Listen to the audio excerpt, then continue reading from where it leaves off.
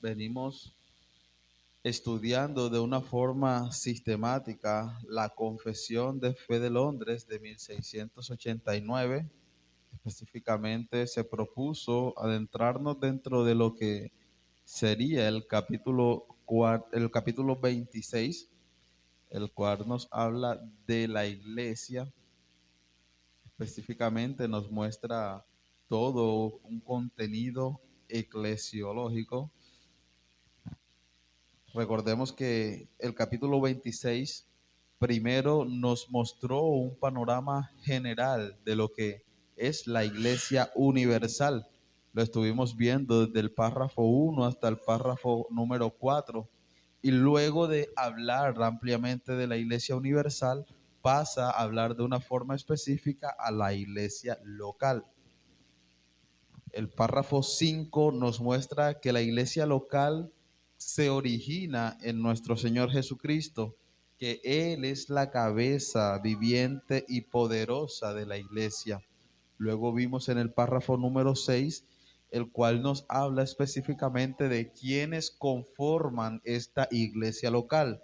Si Cristo es la cabeza de la iglesia, pues el cuerpo, el cual debe estar unido a Cristo, ¿quiénes lo conforman? El párrafo entonces 6 nos enseñó que la membresía de una iglesia local debía estar conformada por verdaderos creyentes, por verdaderos discípulos de Cristo. Hoy nos vamos a estar adentrando en lo que es el párrafo número 7, que nos muestra cómo el Señor mismo ha dado a cada una de estas iglesias locales un poder, una autoridad especial. Para entrar entonces en detalle de lo que es este párrafo, vamos a estar leyendo el párrafo número 7, Confesión de Fe, capítulo 26, párrafo número 7.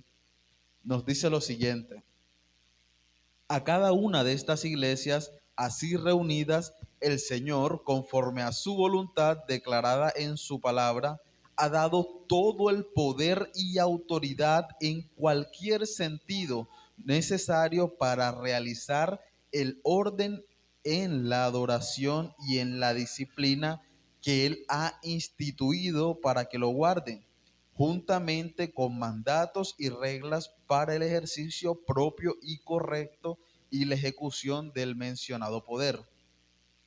En la declaración original de la confesión se citan tres textos claves como prueba de que esta declaración es bíblica. Como lo hemos hecho ya en los otros párrafos, daremos una exposición de lo que contiene este párrafo y buscaremos probar su veracidad mediante estos textos. Recordemos que la confesión es un instrumento de enseñanza y es falible, no es la Biblia. La confesión es falible. Sin embargo, cada una de las doctrinas allí declaradas están fundamentadas, o sea, están evidenciadas a través de textos bíblicos.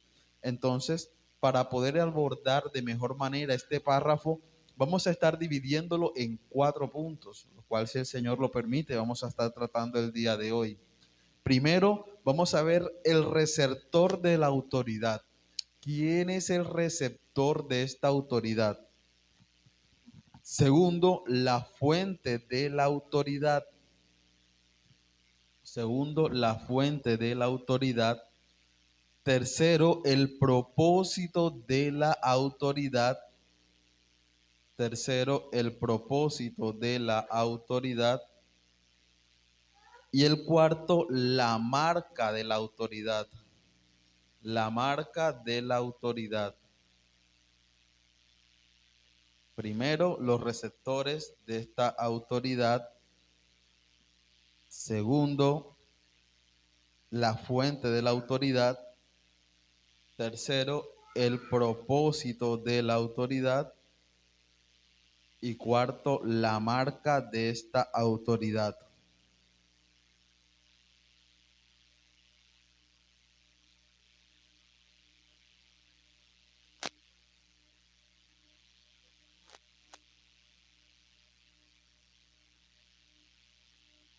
Bien, pasemos entonces al primer punto.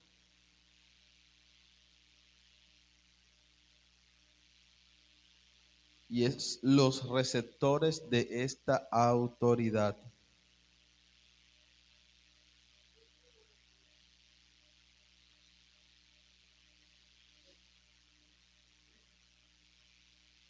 La frase con la que comienza este párrafo dice: a cada una de estas iglesias así reunidas.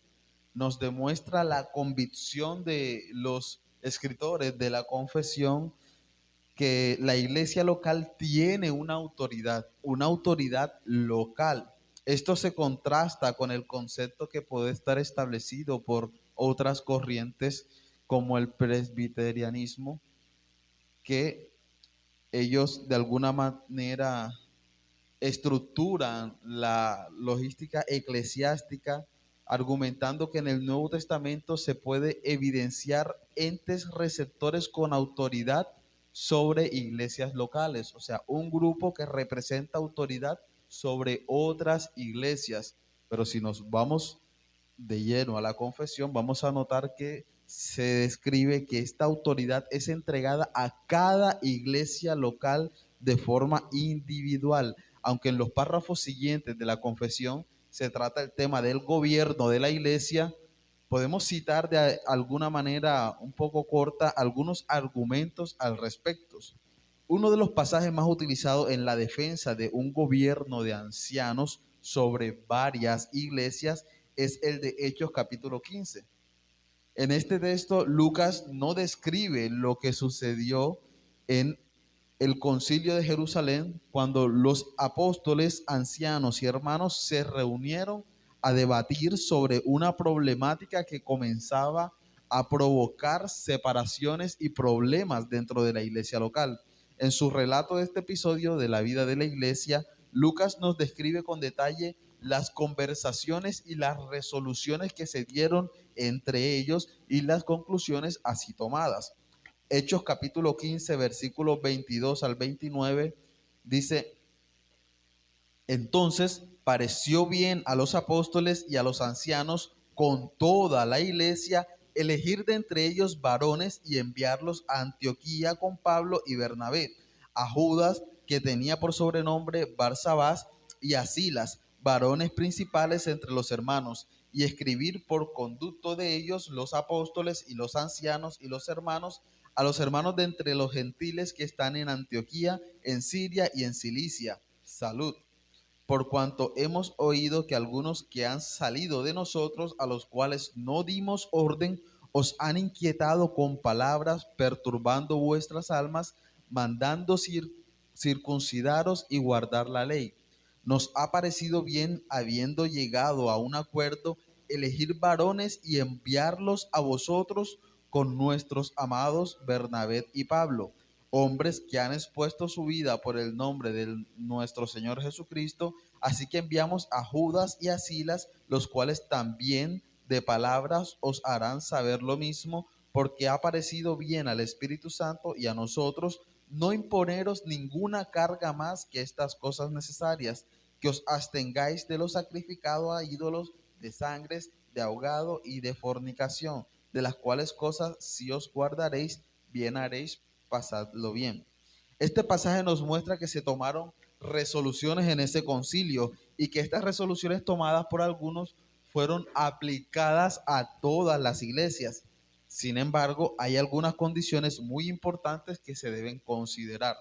En primer lugar, es evidente que hay cosas que se vivieron en el libro de Hechos que no pueden ser aplicadas en ese mismo patrón a la iglesia después de este tiempo histórico. Y esto es porque las condiciones que se tuvieron en ese tiempo ya no están. Por ejemplo, la iglesia de Jerusalén tenía apóstoles y ellos tenían la responsabilidad, la autoridad de supervisar, guiar y regir el establecimiento de la iglesia en la tierra. Los apóstoles tenían la autoridad de establecer doctrina de iglesia y tenían autoridad sobre ellas.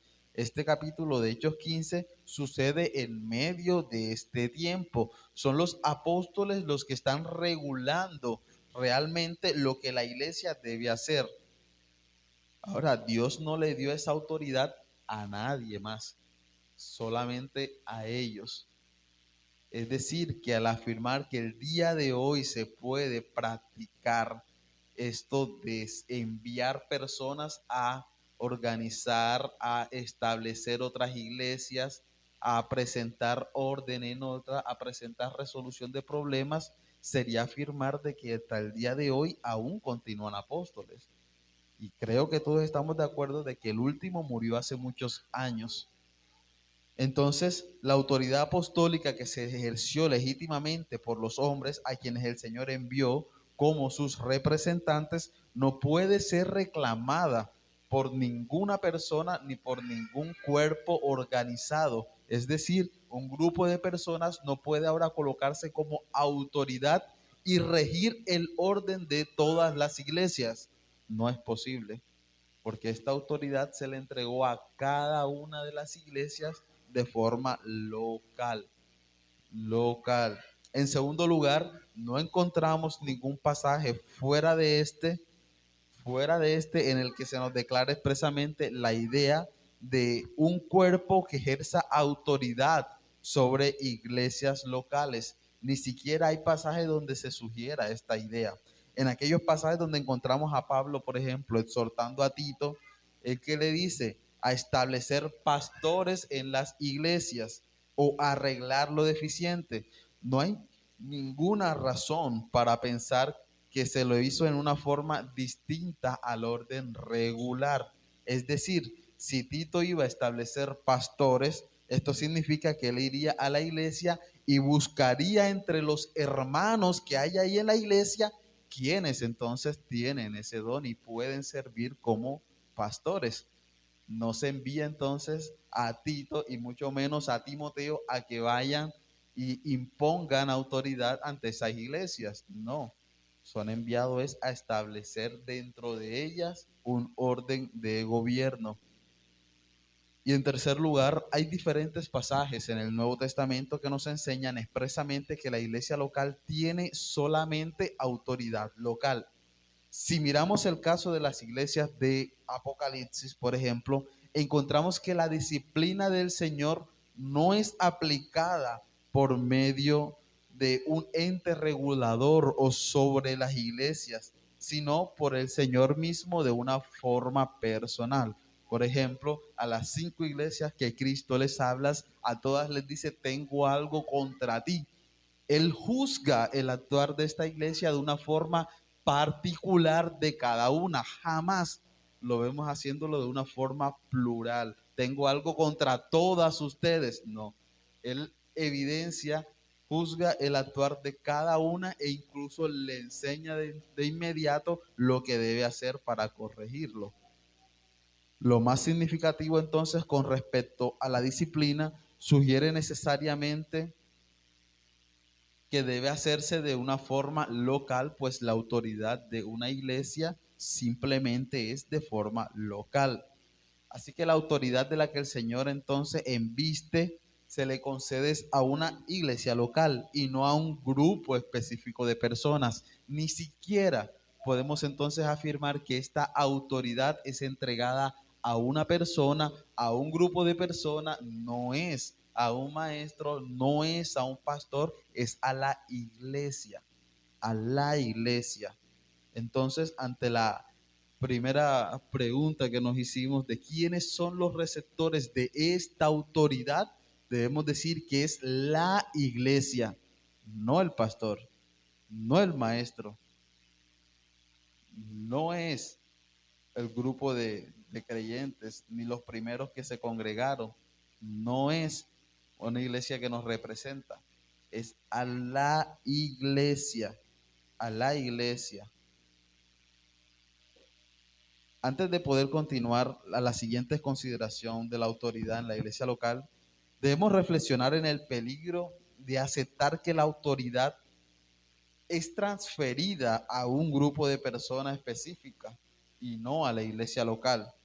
En el Nuevo Testamento encontramos un patrón que se designó en cuanto a pastores, ancianos, obispos para gobernar y guiar el rebaño. Sobre ellos entonces recae la responsabilidad de rendir cuenta por la vida de sus ovejas y por lo tanto deben cuidarlas, reprenderlas y corregirlas. Deben ser entonces los guías del pueblo y se espera de ellos que siempre tomen la iniciativa.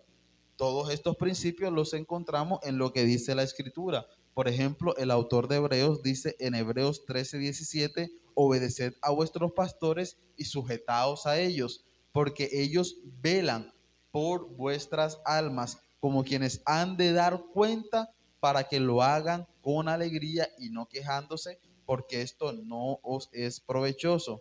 Sin embargo, la Biblia entonces es clara cuando define el límite de esta autoridad.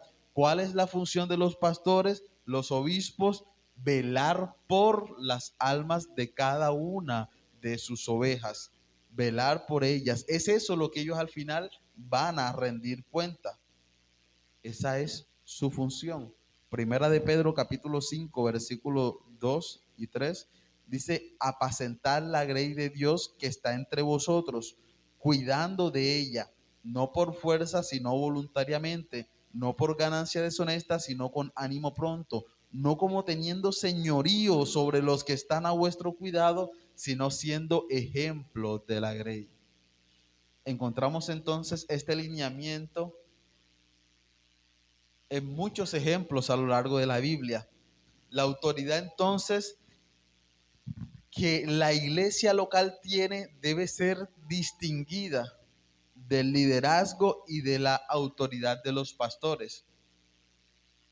Y eso no está en cuestionamiento. Pero lo que la confesión entonces afirma en este párrafo tiene que ver con la autoridad dada por Dios a un grupo de creyentes a los que conforman la iglesia local y en quienes el Espíritu obra como un vínculo de paz que los lleva ahora a tomar decisiones unánimes, una autoridad que a Dios le ha placido depositar sobre su pueblo.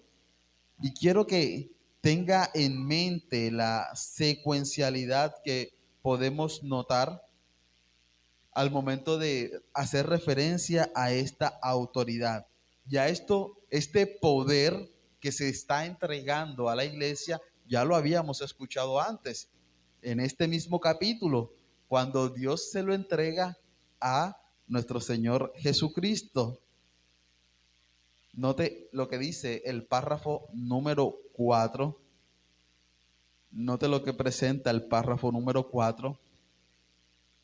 Dice, la cabeza de la iglesia es el Señor Jesucristo, en quien por el designio del Padre todo el poder requerido para el llamamiento, el establecimiento, el orden o el gobierno de la iglesia está suprema y soberanamente investido. El Padre le da al Hijo, le da a nuestro Señor Jesucristo todo el poder ¿para qué? Llamar, establecer orden o el gobierno de la iglesia, para establecer el orden y el gobierno de la iglesia. Ahora, el párrafo 5, note lo que presenta, en el ejercicio de ese poder. ¿Cuál poder? El poder de llamar, ordenar, establecer el gobierno de la iglesia. El Señor Jesús, a través del ministerio de su palabra y por su espíritu, llama a sí mismo del mundo a aquellos que le han sido dados por su Padre. Dios le entrega el poder al Hijo de él llamar, ordenar, establecer el gobierno de la iglesia. El Hijo, haciendo entonces el uso de este poder, él llama a los así escogidos y ahora los reúne de una forma local. El párrafo número 6 y 11 ahora nos habla de la membresía. Estos llamados pasan a ser ahora un cuerpo, ser miembros, establecen una iglesia local. Ahora, ese poder que el Padre le dio al Hijo, poder, recuerden, ¿de qué? De ordenar, de elegir la forma en que gobierna la iglesia. Este poder ahora el Hijo se lo da ¿a quién? A la iglesia, no a un hombre, quiero ser claro en eso, no a un grupo de personas, no a un grupo dice a cada una de las iglesias locales, dice el párrafo 7, a cada una de las iglesias locales, el Señor, conforme a su voluntad, declara en su palabra, ha dado todo el poder y autoridad. El Padre entonces se lo otorga al Hijo y el Hijo se lo da a la iglesia. Ahora, ¿cuál es la fuente entonces de esta autoridad? Y con esto paso al punto número 2. Teniendo clara esta secuencialidad, ¿quién podemos decir que es la fuente de esta autoridad? Pues el Señor, sin duda. El párrafo nos dice quién es la fuente de esta autoridad, es decir, de dónde proviene, y lo expresa de la siguiente manera: el Señor ha dado todo el poder y autoridad en cualquier sentido necesario. Aunque ya hemos visto entonces al Señor como la base y la cabeza de la iglesia, es necesario poder mirarlo ahora como la fuente de la autoridad de la iglesia. Si la iglesia tiene autoridad, es únicamente por causa de que Cristo se la dio, no porque ella se la haya ganado, no porque ninguno de nosotros haya luchado, haya conseguido esa autoridad, no, porque realmente nosotros no tuvimos ningún tipo de participación. Él nos llamó, Él nos reunió, Él nos entrega esta autoridad, todo lo hizo Él.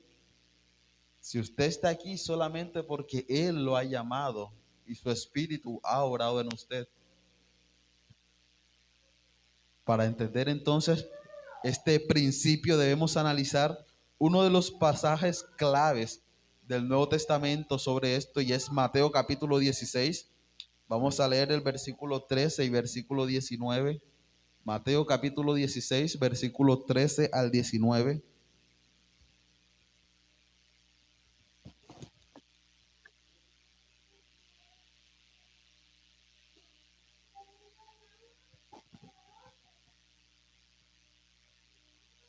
Dice: viniendo Jesús a la región de Cesarea de Filipo, preguntó a sus discípulos diciendo: ¿quién dicen los hombres que es el Hijo del Hombre? Ellos dijeron: uno Juan el Bautista, otros Elías, otros Jeremías, alguno de los profetas. Él les dijo, ahora cambia la pregunta, eso es lo que dicen los hombres sobre él. Ahora, ¿quiénes dicen ustedes? ¿Quiénes dicen ustedes? Y vosotros, ¿quién decís que soy yo? Respondiendo Simón Pedro dijo: tú eres el Cristo, el Hijo del Dios viviente. Entonces le respondió Jesús: bienaventurado eres, Simón, hijo de Jonás, porque no te lo reveló carne ni sangre, sino mi Padre que está en los cielos. Y yo también te digo que tú eres Pedro, y sobre esta roca edificaré mi iglesia, y las puertas del Hades no prevalecerán contra ella. Y a ti te daré las llaves del reino de los cielos, y todo lo que atares en la tierra será atado en los cielos, y todo lo que desatares en la tierra será desatado en los cielos. Es un texto realmente muy difícil, ya que se ha tergiversado tanto y ha sido objeto de muchas corrientes. Pero algo claro es que después de la pregunta del Señor, la cual tiene como propósito profundizar lo que es la comprensión que los hombres tienen sobre Él, Pedro da la respuesta correcta. La respuesta de Pedro contiene la verdad central del Evangelio, y es tan correcta que nuestro Señor Jesucristo expresa que jamás Él pudo responder eso. El hombre, por su pecado, por su naturaleza, jamás por sus propias fuerzas, por su propio intelecto, podría reconocer tan verdad. Por eso Él le dice: bienaventurado eres. Porque si él reconoció eso, es porque se lo reveló su Padre que está en los cielos. Recuerde que en el llamamiento está dado por la palabra, pero también por el Espíritu Santo, quien es quien imparte esa palabra en el corazón. Cristo le dice a Pedro, eres bienaventurado, no por lo que respondiste, sino porque si respondiste esto, quiere decir que el Espíritu Santo está en ti, que Dios te lo está revelando. La respuesta de Pedro contiene esa verdad gloriosa del Evangelio. Jesucristo es el Cristo, aquel ungido, aquel descendiente que traería la salvación, aquel descendiente de la promesa. El Señor reconoce que la palabra de Pedro no tiene un origen humano, sino que son la revelación de Dios. Luego de esta afirmación, entonces, con respecto a las palabras de Pedro, el Señor hace una declaración que es fundamental para entender este tema de la autoridad. Y el Señor usa las palabras, y sobre esta roca edificaré mi iglesia y las puertas del Hades no prevalecerán contra ella. Y con estas palabras entonces promete algo y es la perpetuidad de la iglesia y cómo Él es la base de la iglesia y cómo Él es el quien edifica la iglesia. Es decir, que Él no nos llama, entrega autoridad y se va. Ustedes ya miran cómo resuelven. No. Él es quien edifica la iglesia y promete algo que como es Él quien continúa edificando la iglesia, solamente por eso las puertas del Hades no prevalecerán. Será perpetua, no porque el hombre es capaz de mantener esa perpetuidad. No, es perpetua porque es Cristo quien la continúa edificando. Luego el Señor entonces añade algo más y es: a ti te daré las llaves del reino de los cielos, y todo lo que atares en la tierra será atado en los cielos, y todo lo que desatares en la tierra será desatado en los cielos. Esta frase nos ha metido en grandes problemas al decir Cristo, te entregaré las llaves de los cielos, porque es el tema que estamos tratando de señalar dentro de la confesión. ¿A quién le entrega esta autoridad? Las llaves representan esa autoridad que Cristo está otorgando. Ahora, el error está en que se ha malentendido de que estas llaves, que esta autoridad se le entrega a Pedro, a un hombre, pero realmente Cristo describe que esta autoridad se la está entregando es a esa iglesia que él afirmó que edificaría. En ese momento entonces, ¿qué es lo que quise decir?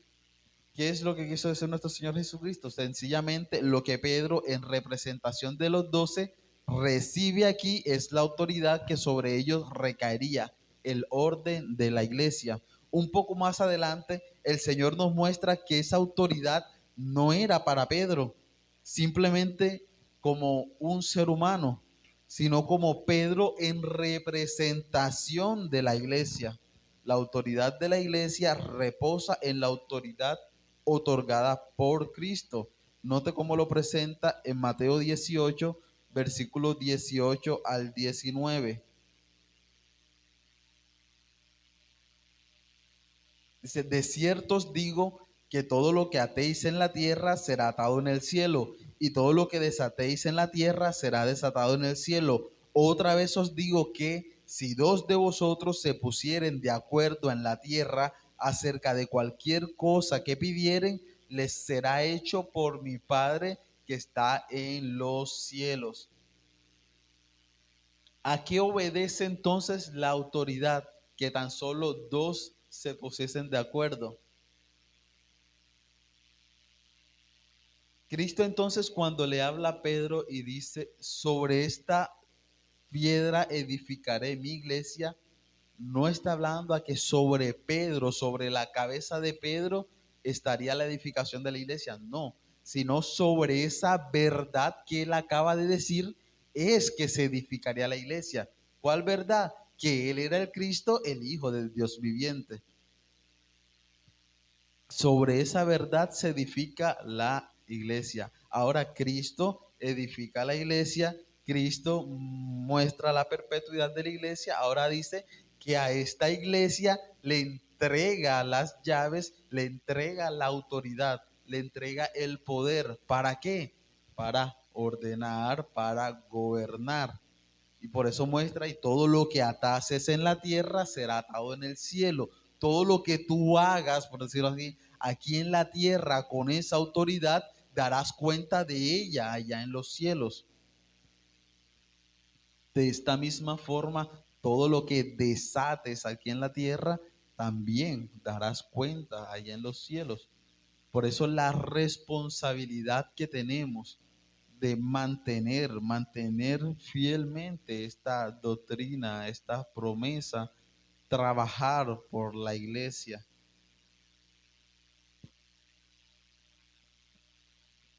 Bien, vemos entonces la fuente de esta autoridad que es nuestro Señor Jesucristo. Pasemos ahora al propósito, que es el tercer punto. El propósito de esta autoridad. Recuerden, ¿cuál es el propósito? Orden en la adoración y en la disciplina. Hemos afirmado que la iglesia tiene autoridad y que esta autoridad ha sido dada por el Señor, pero ahora es el momento de preguntarnos, ¿para qué se nos entrega esta autoridad? El párrafo continúa diciendo, para realizar. Él nos dice cuál es la autoridad que se nos entrega.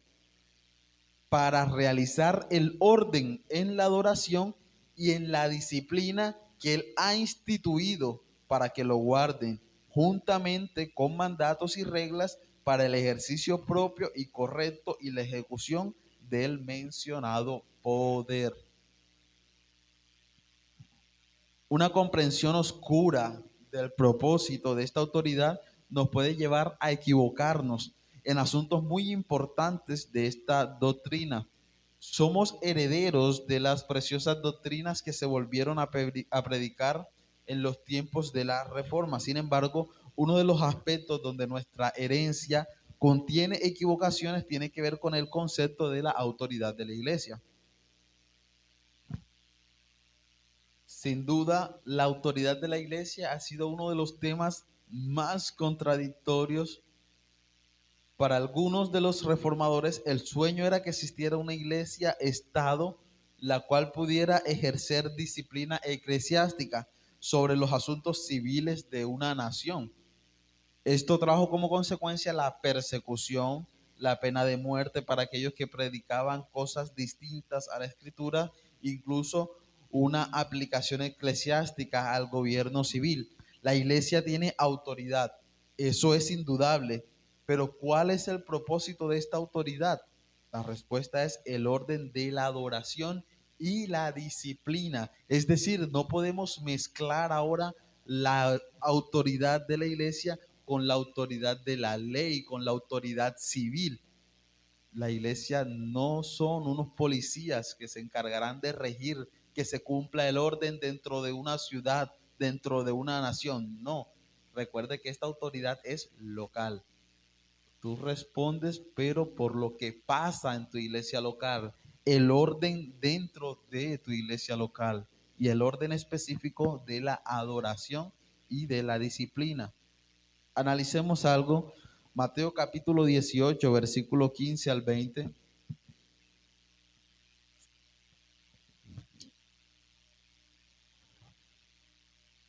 Este es un ejemplo en cuanto a cómo se debe hacer uso de esta autoridad. Esta porción nos muestra cómo deben ser solucionados los conflictos y la diferencia entre los miembros de una congregación.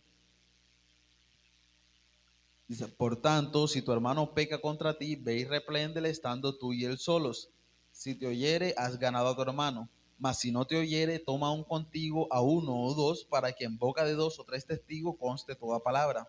Si no los oyere a ellos, dilo a la iglesia. Y si no oyere a la iglesia, tenle por gentil y publicano. De cierto os digo que todo lo que atéis en la tierra será atado en el cielo, y todo lo que desatéis en la tierra será desatado en los cielos. Ahora entendemos entonces que el atar y desatar en la tierra y en los cielos no habla entonces de prosperidad, de bienes, de que todo lo que consigas aquí también lo vas a tener allá. Está haciendo referencia a qué? A la disciplina, al orden. De la misma forma en lo que actúas para ganar a un hermano, estás atando también eso en los cielos. Pero de la misma forma en que ofendes a alguien y por tu causa alejas a alguno de los pequeñitos del Señor, también de eso darás cuenta y desatarás allá en los cielos. Se nos muestra entonces que por esto se nos presenta el ejercicio de la autoridad. Por tanto, si tu hermano peca contra ti, repréndele estando tú y él solo. Lo primero es reprenderle, mostrar desaprobación, convencer del pecado. Si te oye, has ganado a tu hermano. Pero si no te oye, entonces toma contigo 2 o 3 testigos y ve. Ahora, si el hermano persiste en su conducta pecaminosa, dilo a la iglesia. Si de alguna manera este no oye ni siquiera a la iglesia, ahí sí tenle por gentil y publicano. Pero si tu hermano peca contra ti y tú de una lo ofendes y lo invitas a salir de la iglesia, este no compromete a este orden. Tú no tienes esa autoridad y darás cuenta de esto. Esto nos muestra cómo la iglesia local entonces puede y debe ejercer disciplina. El versículo 18 nos muestra que aquello que la iglesia determina es avalado, admitido, ratificado por Dios. Recordemos lo que el Señor dice a Pedro: a ti te daré las llaves del reino de los cielos, y todo lo que atares en la tierra será atado en los cielos, y todo lo que desatares en la tierra será desatado en los cielos. Esa es la misma declaración que ahora se atribuye directamente a la iglesia. Entonces, unos capítulos después fue que nos dimos cuenta que eso no era para Pedro, que eso es para la iglesia. Veamos entonces a continuación otro pasaje, primero a los Corintios, capítulo 5, versículo 1 al 5. Primero a los Corintios, capítulo 5, versículo 1 al 5. Dice: de cierto se oye que hay entre vosotros fornicación, y tal fornicación cual ni aun se nombra entre los gentiles, tanto que alguno tiene la mujer de su padre, y vosotros estáis envanecidos. ¿No debierais más bien haberos lamentado para que fuese quitado de en medio de vosotros el que cometió tal acción? Ciertamente yo, como ausente en cuerpo, pero presente en espíritu, ya como presente he juzgado al que tal cosa ha hecho. En el nombre de nuestro Señor Jesucristo, reunidos vosotros y mi espíritu con el poder de nuestro Señor Jesucristo. ¿Cuál poder? El poder, recuerde, la autoridad de ordenar. El poder de nuestro Señor Jesucristo, el tal sea entregado a Satanás para destrucción de la carne, a fin de que el espíritu sea salvo en el día del Señor Jesús. Dice el versículo 13: porque a los que están fuera Dios juzgará. Quitad pues a ese perverso de entre vosotros. Se nos habla de un caso particular que sucedió en medio de la iglesia de los Corintios, donde un hermano estaba en un pecado de fornicación. Y más aún de eso, este pecado fue con la mujer de su padre. Él les dice cómo es la forma entonces de ir. La autoridad no le dice, ve tú, no, reunidos todos y mi espíritu, vayan entonces contra él y entréguenlo a Satanás. Es la iglesia la que practica ese poder, porque es la iglesia a la que se le ha entregado esa autoridad. Nos habla entonces de la necesidad de la acción de disciplinar dentro de la iglesia. No es posible que el cuerpo de Cristo se jacte de ser muy comprensivo y tolerante con el pecado. La escritura enseña que se debe actuar aun si esto implica que la persona que comete pecado sea expulsada de la congregación. Este pecado era de naturaleza pública, porque usted puede preguntarse ahí, pero ¿por qué entonces no fue primero uno, después 2 o 3 testigos, después se dijo a la iglesia y después es que se tomó esa medida? Porque ya estamos hablando entonces de un pecado escandaloso. ¿Por qué? No es algo que se dio simplemente contigo y contra tu hermano. Recuerda, el anterior decía, si tu hermano peca contra ti, o sea, es algo que solo sabes tú y él. Pero note lo que presenta acá: de cierto se oye. O sea, es algo que ya está en murmuración. Todos lo saben, que hay entre vosotros fornicación. Y tal fornicación cual ni aún se nombra entre los gentiles. O sea, ni siquiera entre los gentiles ha habido tal pecado que ahora se nombra entre todos ustedes. Por eso entonces ya no basta una persona, 2 o 3 testigos, ya pasamos a la iglesia porque ya es un tema que compete públicamente. Pablo manifiesta que aunque estaba ausente ya había juzgado el asunto como si estuviera presente. Y dice que en el nombre de nuestro Señor Jesucristo se reúnan y hagan esa disciplina. Bien, mis hermanos, aquí entonces vemos esos ejemplos en que la iglesia ejerce esta autoridad. Este tercer punto nos muestra cuál es el propósito de esta autoridad y es el orden en cuanto a la adoración y en cuanto a la disciplina. Esta autoridad que se le ha entregado a la iglesia.